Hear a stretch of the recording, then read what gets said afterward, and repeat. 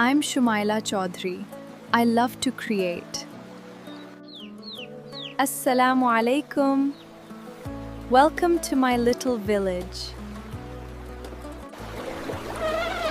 Every morning, this is the first view I see.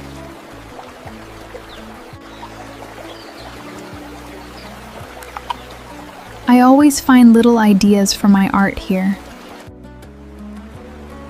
I don't have many colors yet, so I use whatever I have.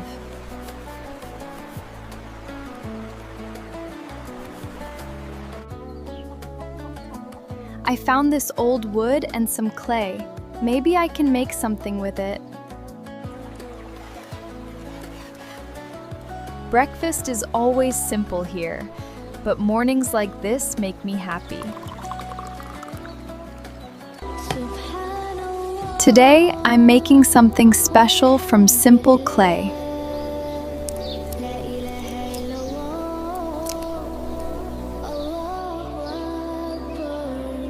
It's finally starting to look like a real little mosque.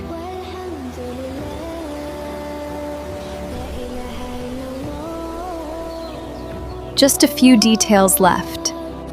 And this is what I made. My little handmade mosque. I hope you like it.